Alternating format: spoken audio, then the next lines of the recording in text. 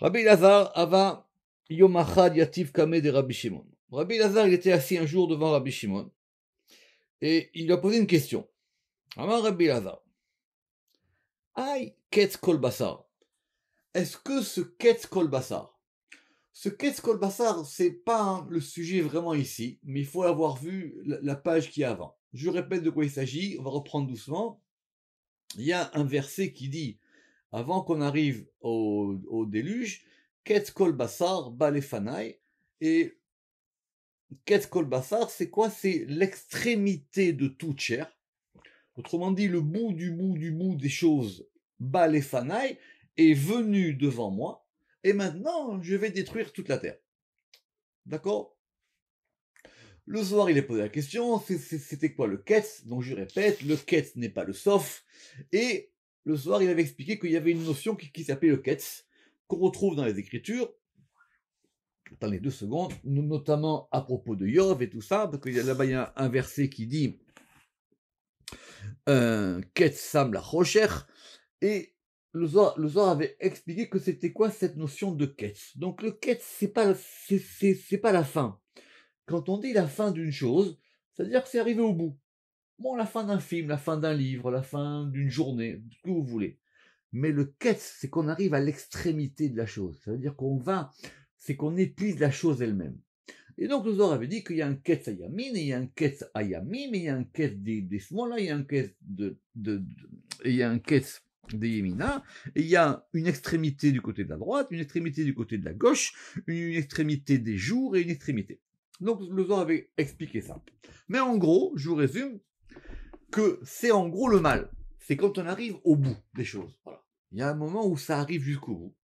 Et le verset, il veut dire quoi? Il veut dire que c'est fini. C'est-à-dire, ils ont tellement fait de fautes que ça s'appelle ketz kol basar. Et comme je vous avais expliqué, le Zohar, il n'a pas peur et il dit que c'est quoi? Ça veut dire quoi? Ketz kol basar bal et fanai. Littéralement, il veut dire que c'est cette extrémité de la chair qui est venue devant moi. Donc c'est pas au sens figuré, c'est au sens propre. Et donc c'est le mal. Donc ça c'est clair, en gros. Maintenant, c'est quoi la question que Rabbi Elazar il pose à son père? Alors accrochez-vous. Il lui dit, Aïe, qu'est-ce kol basar? Est-ce que ce qu'est-ce kol basar? Alors, a priori, moi je pense que c'est une question, c'est pas une affirmation. Itane me inun korvin, est-ce que ce qu'est-ce kol basar, il va profiter de ces sacrifices des Avou Israël Makravin que Israël a porté al Gabé Madbaha sur l'autel.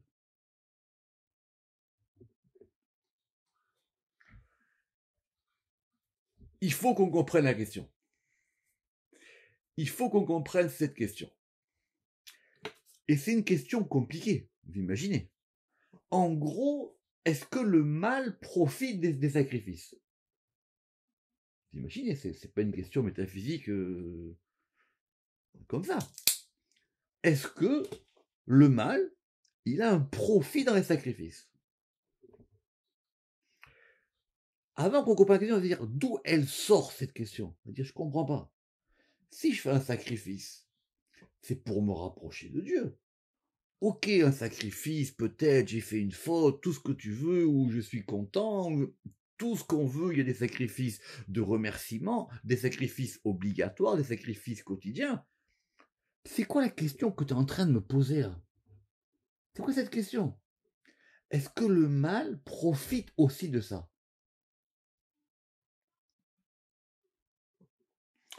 Alors, c'est ce qu'on va essayer aujourd'hui. Si aujourd'hui on a juste compris la question, ça suffira. Parce que c'est une question métaphysique très importante, qu'on retrouve évidemment ailleurs. Je vais vous expliquer où. Mais il faut qu'on comprenne ce que ça veut dire et on va voir comment le Zohar y répond. Alors j'ai eu le temps pendant Pessah. Le Ramak, évidemment, il prend ça très très au sérieux, à tel point qu'il dit que pour comprendre ce passage, il faut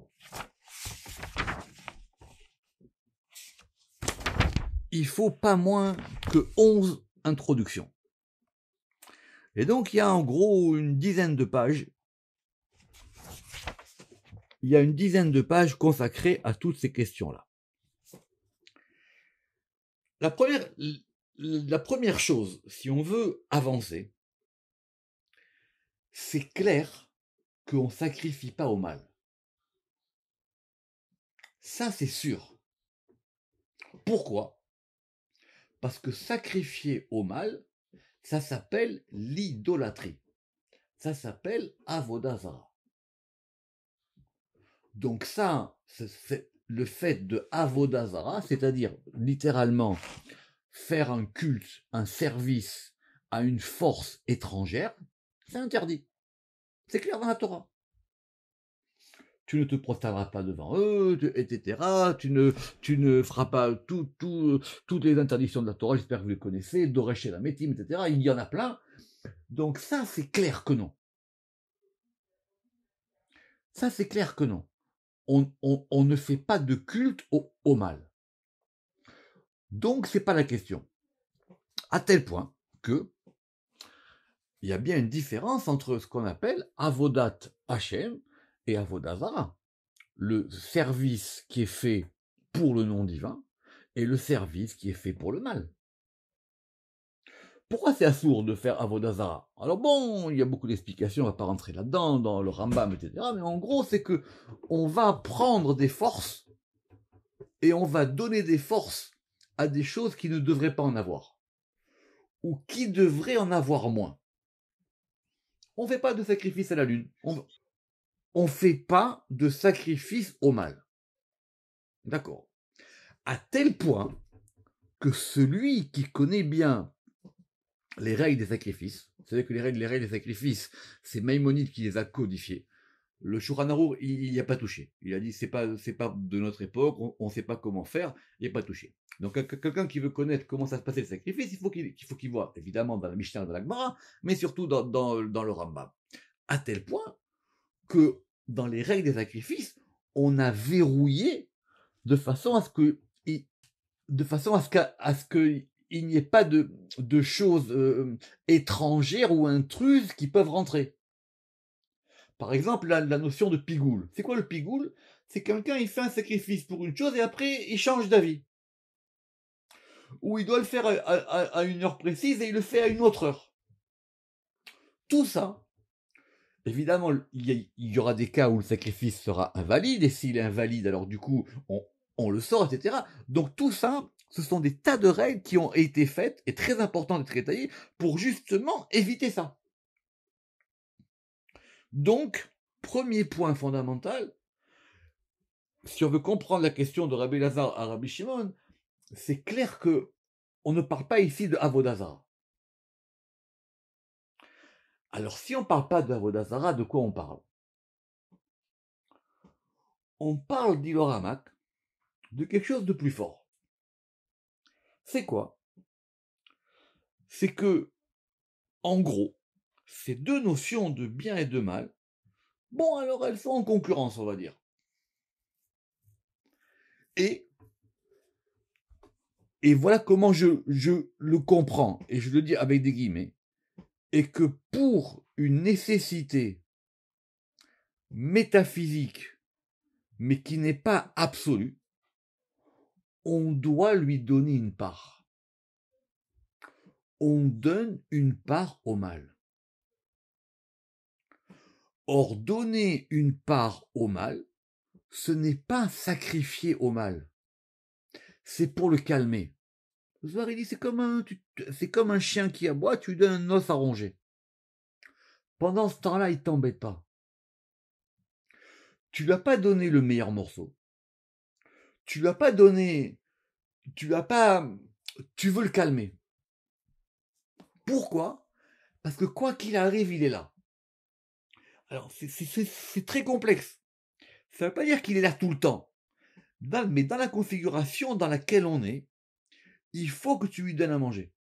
Donne-lui jette-lui un petit nonos.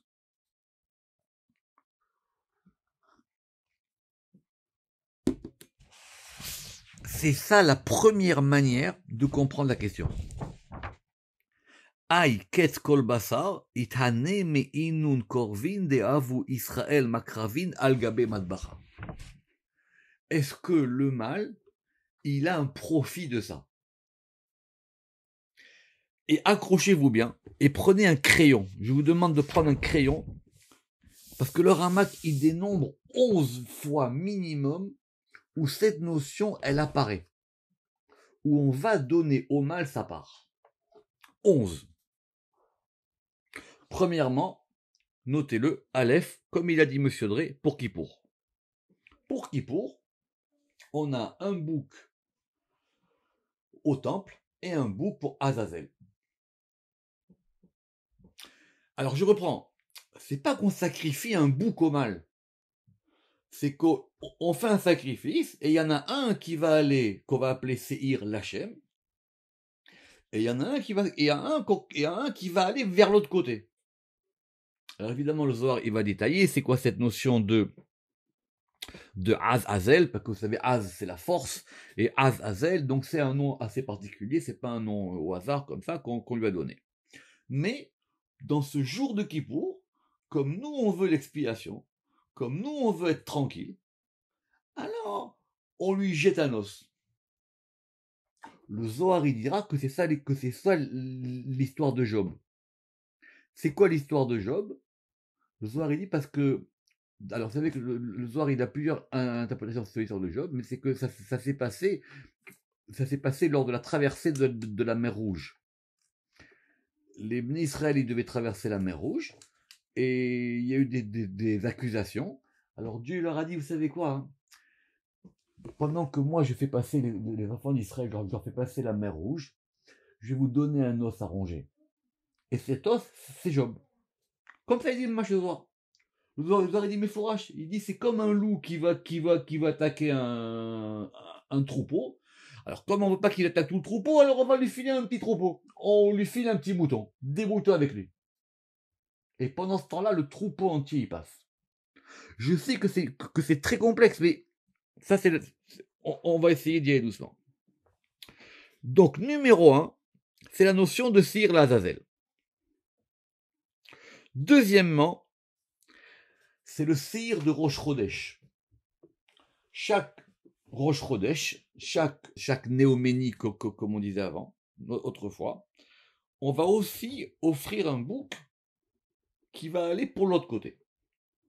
C'est quoi l'histoire? Ceux qui ont fait Charmiout avec moi, ils le savent, sinon il faut revoir. C'est qu'il y a toute une histoire, que lors de la création du monde, que la lune et le soleil, il y a eu une accusation, et que du coup, le soleil, la lune, elle s'est amoindrie, et donc elle est partie de l'autre côté, et donc pour expier cette faute, on doit donner chaque Rosh Chodesh, chaque nouvelle lune, on donne aussi un bouc aux forces de l'autre côté. Prends-le, mange ça et laisse ça avec toi. Parce que pourquoi? Parce que maintenant, comme la lune, elle n'est pas encore développée, comme on l'a vu plus haut, comme la lune, elle est fragile, alors pour la préserver, on veut qu'elle soit protégée. Ça, c'était le 2. Le 3. Le 3, hein, j'espère que vous le savez, mais quand vous avez une paire de téphilines sur la tête, sur le boîtier de la tête, il y a un petit fil qui sort. Et ce petit fil qui sort, il a la même fonction. C'est ce qu'on appelle le Se'ar Shel Tefillin. Allez comprendre pourquoi. Même dans les téphilines, on donne une part. Et c'est ça le petit fil, et d'ailleurs c'est un fil assez particulier, sur lequel il y a des halakhot particulières, et il faut qu'il sorte. Et on le fait sortir, vous remarquerez, sur le boîtier des téphilines. Ça c'était le 3. Le 4, Ma'im Acharonim. Alors vous savez que quand on mange, on avait parlé des mains, il faut que les mains soient pures, donc on va faire ce qu'on appelle les Ma'im Rishonim. Les Ma'im Rishonim, ça veut dire qu'on va littéralement faire Netilat Yadayim, on va élever les mains, et on va donc purifier les mains. Mais ça s'appelle Netilat Yadayim, parce qu'on va purifier les mains avant le repas. Et avant de toucher le pain, etc. Donc c'est la bracha de Netilat Yadayim. Mais il y a aussi ce qu'on appelle Maïm Acharonim, c'est-à-dire une ablution des mains, qui a tout à fait d'autres règles qu'on fait à la fin du repas. Ça s'appelle Maïm Acharonim. D'après la Gemara, la Gemara, elle dit qu'on fait ça parce que, comme on a touché la nourriture avec les mains, qu'on a les mains sales, et qu'il peut y avoir des choses pas bien qui se mettent dans les mains. Et la Gemara, elle parle là-bas d'un fameux sel de Sodome, qui venait de la région de Sodome, et que ce sel-là, quand on l'a dans les mains, si on le met après à l'œil, ça peut rendre aveugle ou brûler l'œil, donc il faut se laver les mains. Et donc, on se lave les mains avant, à la fin du repas, avant de faire le Birkat Hamazon, et ça s'appelle Maïm Acharonim. Alors, c'est pas Netila, on n'a pas besoin d'un Keli, on n'a pas besoin, c'est tout complètement différent. Et on appelle ça, on dit Maïm Acharonim Chova. C'est-à-dire, les dernières eaux sont une obligation. Le Zohar, il dit, ça veut dire quoi, Maïm Acharonim Chova? Chova, ça veut dire, tu es obligé de donner une part. T'as mangé, tu t'es rassasié, donne une petite part au mal aussi. C'est ça, Maïm Acharonim Chova. La preuve, c'est que quand on va faire cette ablution, l'eau avec laquelle on s'est lavé le bout des doigts, il faut pas qu'elle reste à table. On la sort de la table. On met de côté. Je donne une part à l'autre côté. Maïm aharonim chova. Pour ceux qui aiment la lacha, il y a aussi ce qu'on appelle des maïm emsaïm, c'est-à-dire des eaux intermédiaires. Mais ça, c'est simplement quand on va passer du poisson à la viande, mais ça n'a pas du tout la même utilité. Donc, Maïm Acharonim, c'est aussi quelque chose qu'on va donner, comme dit le Ramak, qui a chelek nitan la klipa benekomot rabim. On donne une part aux écorces à de nombreuses occasions. Ça, c'était la quatrième. La cinquième. La cinquième, c'est quand on fait la Brit Mila. Je ne sais pas si vous avez assisté à une Brit Mila, mais il y a une coutume qui est rapportée dans l'Alacha, qui est rapportée dans le Tikkun Hazohar. Qu'est-ce qu'on fait du prépuce? Le prépuce, il a été coupé. Qu'est-ce qu'on fait du prépuce? Ce prépuce, normalement, le Moël, il vient avec un pot, une espèce de pot en terre, et on enfouit le prépuce dans la terre. C'est ce qu'on appelle Orla Ba'afar. On le met dans de la poussière. Le Zohar dit c'est pareil. On a fait la circoncision, on doit donner sa part au mâle. Cette partie-là, l'excroissance qu'on a enlevée, on la donne à l'autre côté. On lui donne. Prends-la. C'est pour toi. Je te la donne. Ah, c'est pédé, hein. C'est pédé. Le sixième. Alors, le sixième, ça fait partie des halachot du Zohar. Vous savez qu'il y a des halachot de Nida. C'est quoi Nida? Littéralement, c'est une femme, quand elle a ses règles, elle est impure. D'accord? Bon, on va pas rentrer dans cette notion de Nida, hein, c'est assez complexe. Mais le Zohar, il rajoute une halakha particulière. C'est que les cheveux qui vont pousser sur cette femme pendant la période de Nida et les ongles, il faut les couper avant qu'elle aille au mikvé. Pourquoi? Parce qu'on considère que tout ce que son corps a produit pendant cette période-là, donc les ongles qui ont poussé et les cheveux, on les coupe et on les donne aussi à l'autre côté. Pendant cette période-là, il y a eu une impureté. Tout ce que cette impureté a produit, elle doit retourner à l'impureté. Alors c'est plus complexe parce qu'ici, on s'en débarrasse aussi. C'est comme dans la Horla. On s'en débarrasse aussi. On a fait la circoncision, ce petit morceau de chair dont on sait qu'on a circoncis, comme on l'a dit, alors il est pour l'autre côté, je te le donne, prends-le. Ça, c'est le 6e. Le 7e, c'est la notion de Horla. Pareil. C'est quoi la Horla? C'est que si vous avez un arbre fruitier, quel que soit l'endroit, que ce soit en France, au Brésil, en Israël, n'importe où, c'est pas lié aux lois d'Eretz Israël. Si vous avez un arbre fruitier, vous n'avez pas le droit de consommer les fruits pendant les 3 premières années. C'est uniquement à partir de la 4e année que vous pouvez manger des fruits.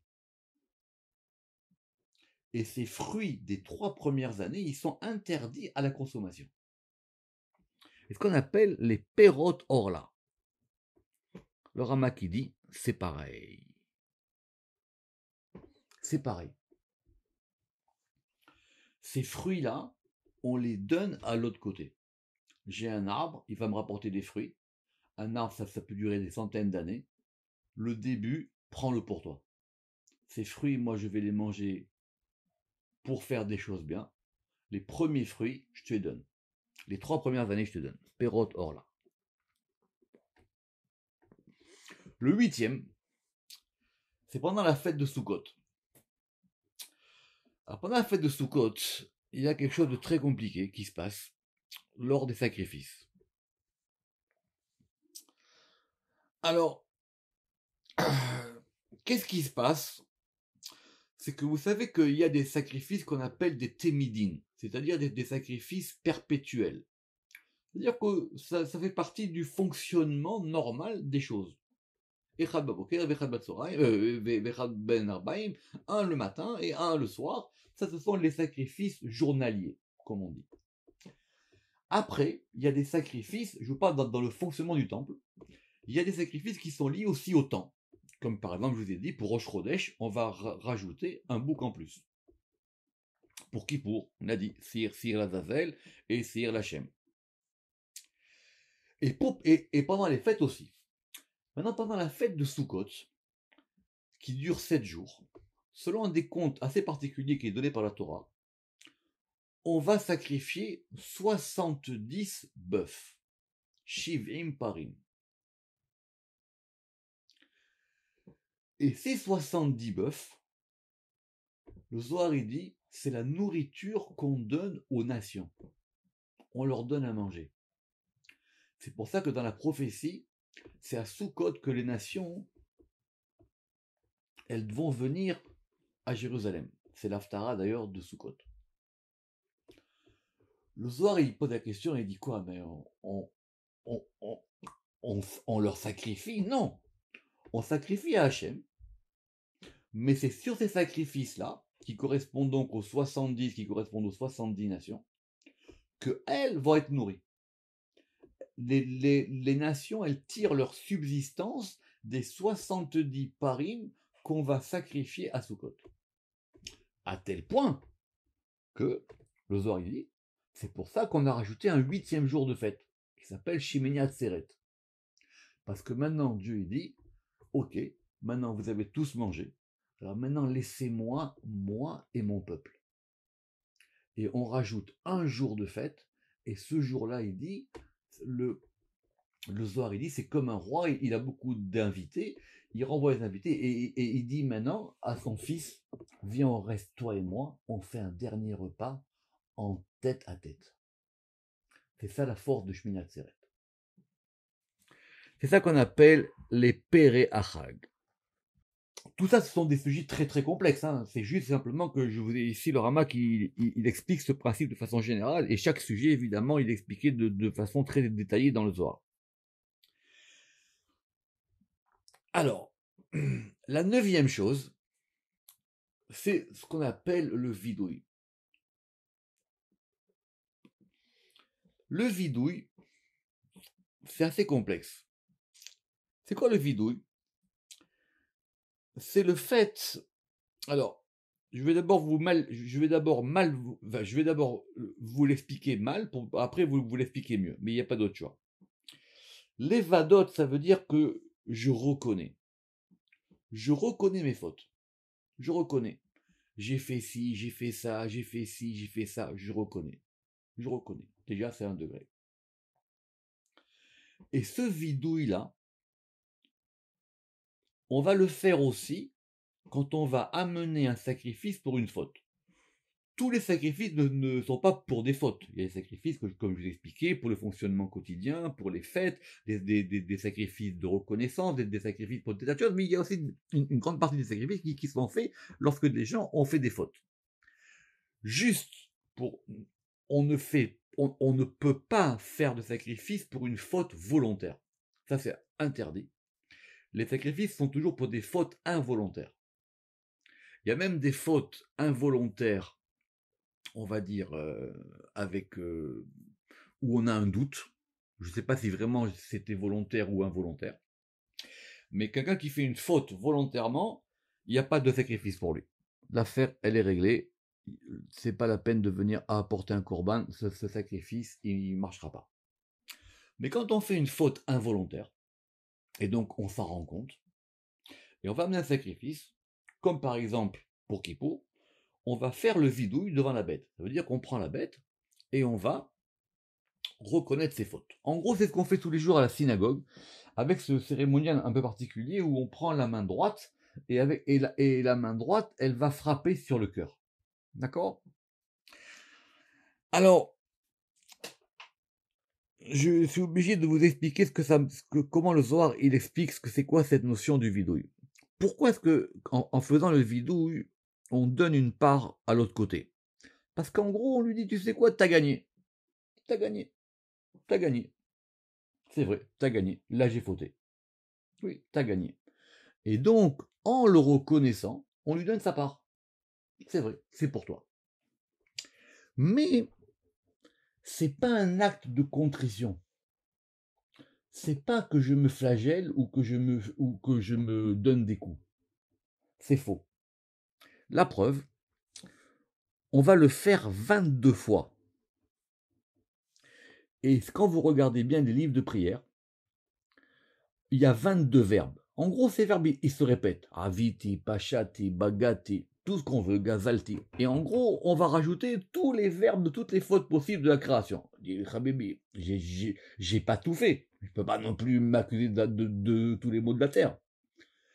En gros, c'est 22 parce que ces 22 verbes vont correspondre chacun à une lettre de l'alphabet. En gros, c'est l'alphabet. C'est Aleph, Bet, Gimel, Dalet, Eva, Zayin jusqu'à Tav. À la limite, ceux qui font les cavanotes, c'est même pas la peine de dire les verbes. Faut juste penser aux lettres de l'alphabet. Aleph, Dalet, jusqu'à Tav. Et pourquoi, dit le Ramak? Parce que comme on a fauté, les lettres, il y a eu un problème dans les lettres. Donc il faut qu'on rétablisse l'influx des lettres. En gros, c'est pas qu'on se frappe le cœur, c'est qu'on va réinitialiser dans le cœur les 22. On va redonner 22 pulsations qui correspondent aux 22 lettres de l'alphabet. C'est ça le vidouille. Et le vidouille, c'est évidemment le vidouille qu'on fait lorsqu'on va faire ce sacrifice, le vidouille du corban. Ça, c'était le 9. Le 10, c'est quoi? Le 10, malheureusement, c'est ce à quoi tous les hommes vont terminer un jour. C'est que on va passer par la case cimetière. Or, qu'est-ce qui se passe au cimetière? C'est qu'on va enterrer le corps. Vous savez que d'après la halakha, il n'y a pas de cercueil. Le cercueil, simplement parce qu'on vit aujourd'hui dans des civilisations occidentales. Mais il n'y a pas de cercueil. On met le corps dans la terre. Or, qu'est-ce qui va se passer dans la terre? Le corps, il va être rongé par la terre. Le Ramak dit c'est pareil. On donne au mal le corps. Prends-le maintenant. Bassar à gouf à kalaba afar. Et ça, c'est expliqué dans le Zohar à propos d'un verset. Ça veut dire que, voilà, Maintenant, alors, c'est compliqué les rapports qu'il y a entre le corps et l'âme, parce qu'il reste une partie de l'âme dans le corps, etc. On ne va pas rentrer là-dedans, mais en tout cas, ça veut dire aussi, là aussi, on donne une part au mal. Voilà, maintenant le corps, allez, c'est pour toi, je te le redonne. Pourquoi c'est intéressant ici? Parce que pour ceux qui ont lu l'Haftara du 7e jour de Pâques, on voit bien que cette obligation de donner sa part au mal, elle est obligatoire, mais elle n'est pas nécessaire. Autrement dit, il n'y a pas de nécessité absolue du mal. Mais il est là. Pour le moment, il est là. Alors, tant qu'il est là, on lui donne sa part. La preuve, c'est qu'il y a bien quelque chose qui s'appelle la résurrection des morts. Or, c'est quoi Triatametim? C'est quoi cette fameuse Haftara qu'on a lue dans Ézéchiel, il y a quelques jours? C'est que Dieu, il monte à Ézéchiel et il dit, tu sais quoi, regarde, voilà, les corps, ils peuvent ressusciter. Autrement dit, ce qui est parti de l'autre côté, on peut le ramener dans le bon côté. Ça peut régénérer de la vie. C'est ça le principe, en gros, de Triatametim. Ça peut refaire de la vie. Ok, pas tout de suite, à la fin des temps, de toutes les manières. Bien que d'après, vous savez que d'après l'Agmara, ce qu'il a vu Ézéchiel, c'est que ça s'est passé vraiment. C'est-à-dire, ça s'est passé vraiment. C'est pas qu'il lui a dit à la fin des temps, c'est que les morts qui ont ressuscité là-bas, ils ont vraiment ressuscité. La preuve, c'est que dans l'Agmara, il a dit, mais justement, l'un des morts qui a ressuscité, c'était mon grand-père. D'accord? Donc ça, c'est Bassaragouf Akele Bafar. La 11e, c'est quoi? La 11e, on va revenir à cette histoire de se laver les mains. La véritable purification des mains, elle se fait quand on va manger. Ça, c'est vraiment qu'on va sanctifier les mains, qu'on les purifie. Quand on se lave les mains à la fin du repas, ça, c'est qu'on donne, il ne s'agit pas de se purifier, il s'agit de donner une part à l'autre côté. De même, quand on va aux toilettes. Et de même, quand on dort. La netila, après avoir été aux toilettes, et la netila, après avoir dormi. Et ça, c'est un long sujet dans le Zohar, parce que est-ce qu'on a dormi avant Khatsot, pendant Khatsot, etc., et de savoir quoi. C'est que là, il y a eu une impureté qui a été déposée sur les mains, à cause de la situation, et il faut maintenant donner à cette impureté sa part. Donc je me lave les mains et garde ça pour toi. C'est-à-dire ce qui s'est passé dans les toilettes, machin, je te le donne maintenant. Je veux sortir de là et je t'ai donné ta part, et maintenant mange et tais-toi. Alors, écoutez bien ce que dit le Ramak, écoutez bien, ouvrez vos oreilles. Veraoui, Sheyeda Ameayen. Et il est important que celui qui étudie ces choses-là, il sache. She'en akavana behelu les femme klal bagdusha. Qu'il ne s'agit d'aucune manière d'associer le mal à la sainteté. She'en akavana behelu les femme klal bagdusha. Qui adraba, au contraire, aime temeot. Tout ça, ce sont des forces impures. Ve'en akavana le achnisam. Et on ne veut pas les faire rentrer dans le côté de la sainteté. Chez Imken, parce que si on les faisait rentrer dans le côté de la sainteté, elle disparaîtrait d'elle-même. On a qu'il dit, il y a une ambivalence entre le bien et le mal. Ils ne peuvent pas coexister. Donc nous, c'est clair qu'on ne va pas servir le mal. Mais il est là. Alors à un moment, j'ai besoin de lui donner une part à lui pour pouvoir justement séparer encore plus la sainteté et le bon côté. Omnam. Alors c'est quoi? Akavana mamash le avdila. Qu'est-ce qu'on veut? On veut justement séparer le bien du mal. Or, pour séparer le bien du mal, chez Loïkanehu Bagdusha Veloïkatreg, et pour ne pas que ce côté de l'impureté, il puisse maintenant, ce qu'on dit, il puisse accuser, où il puisse dire, mais attention, lui, il veut faire le bien, mais moi aussi, j'ai pas eu ma part. Alors on lui donne à manger. Ki bechelekahu itzahala vesimha. Parce qu'en lui donnant ça, ça va réjouir l'autre côté. Ve'ena tovaat klal. Et du coup, elle va plus nous embêter. Il y a un moment dans la vie, comme il expliquait quand on avait vu ça il y a très longtemps avec Rav Gronstein, il dit oui, il faut la calmer. C'est bon. Sinon, si tu calmes pas le mal, il sera toujours sur toi. Donne-lui un petit peu. Ve'ena tovat klal. Ve'im lo yitna la petah badibur ma'ase. Effectivement. Obéirou kegon bakorban, donc midrash lishma. Effectivement, et c'est comme ça qu'on va pouvoir comprendre c'est quoi quand on fait une chose pour le bon côté. Je pense qu'avec ça, vous en avez assez pour aujourd'hui. Je veux bien qu'on en discute. C'est un sujet très très très très complexe.